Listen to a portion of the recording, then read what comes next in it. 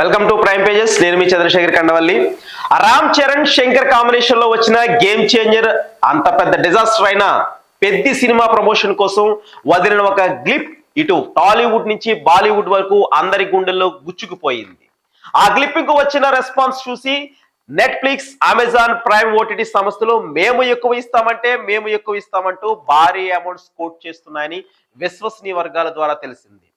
గతంలో రామ్ చరణ్ హీరోగా సుకుమార్ రూపొందించిన రంగస్థలం సినిమా ఓటీటీ హక్కులను అమెజాన్ ప్రైమ్ సంస్థ పొందింది.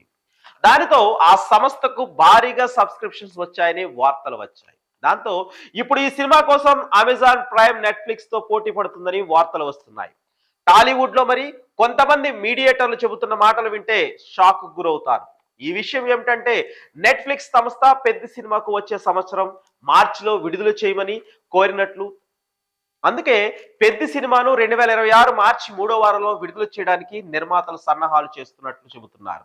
దానికి వారిస్తున్న రెమ్యునరేషన్ కూడా కన్విన్సింగ్ గానే ఉంది. అదేంటంటే, ఈ సంవత్సరానికి సినిమాలు కొనడానికి కేటాయించిన బడ్జెట్ నెట్ఫ్లిక్స్ వద్ద అయిపోయిందని, వచ్చే సంవత్సరం ఇంకా ఎక్కువ మొత్తం పెద్ద సినిమా కోసం కేటాయించవచ్చని ఇలా ప్రపోజల్ పెట్టారు. కానీ అమెజాన్ ప్రైమ్ మాత్రం మేము అంతకంటే ఎక్కువ ఇస్తాం అంటూ కోట్ చేస్తున్నారు. చూడాలి మరి పెద్ద ఓటీటీ హక్కులు ఎవరు చేజిక్కించుకుంటారో అని అంటున్నారు. అయితే ఈ సినిమా పాటలను మాత్రం టీ సిరీస్ 25 కోట్ల ఒప్పందం చేసుకుందని మాత్రం విశ్వసనీయ వర్గాల ద్వారా తెలిసింది.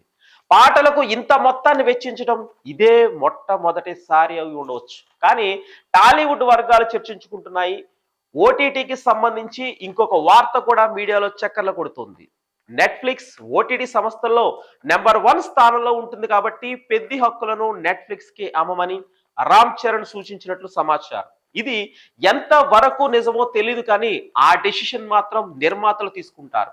ఏది ఏమైనా రోజు రోజుకు పెద్ద సినిమాపై అంచనాలు ఇంతింతై వటుడింతై అన్నట్టుగా పెరుగుతూ వెళుతున్నాయి.